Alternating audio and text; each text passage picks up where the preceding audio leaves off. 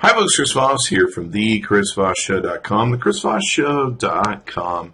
Hey, coming here with a review. This is from AT&T with the fast download upload speeds. You can go to AT&T.com to check this out. This is the BlackBerry Passport.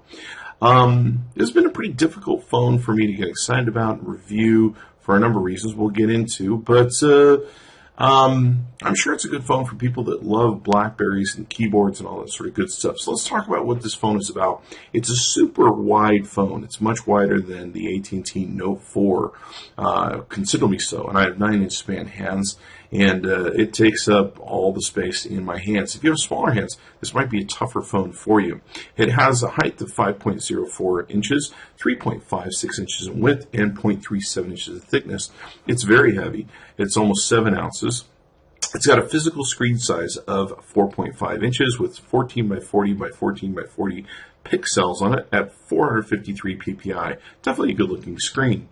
The camera on it is a 13 megapixel camera on the back and 2 megapixels out the front. And it's got a video camcorder at 1080p 60 frames per second. It's got a Qualcomm quad core processor, 3 gigabytes of RAM, 32 gigabytes of built-in storage, and it's got expandable micro SD up to 128 gigabytes. Now, the great thing about this phone is it does have a 3450 milliamp hour battery, so you can do a lot with that big battery. The other nature is, of course, it has a keyboard, and it has these silver strips that you can see on the keyboard, and what these silver strips take and do is make it so you can move up and down in the kind of a page up, page down, move around sort of thing. And it gives you just some more added screen value. It's kind of a hard process to get used to and make work. So, you know, it's something that this is really definitely made for hardcore BlackBerry people that really love keyboards and everything else. Overall, I had some real issues with the phone. It's really wide. I have a Note 4 from AT&T. I love it. I love the phablet size. But this phone is incredibly wide. You can't rotate landscape for videos. They do play in that upper part, but, you know, they just don't roll over. The camera was okay. I was not impressed with the camera at all. It took sort of okay pictures, but definitely Blackberries aren't known for their great cameras. The software was pretty slow considering it's a Blackberry, and usually it's a very light OS. Loading Facebook, loading videos from YouTube seemed to take some time. Sometimes they just time out.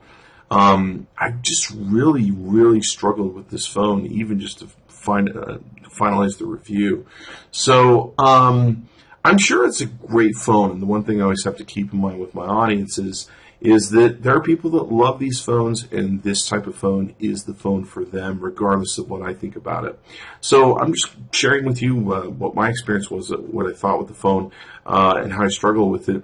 I'm sure it's a great phone, and of course you're getting from AT&T, so you can check it out. Go to their website, or you can go into their stores and, you know, make sure it fits for you. But definitely, if you have small hands, you may want to really take a look at this phone and see if it's going to work for you. I have big 9-inch span hands, and I had a really hard time fitting this phone into my system.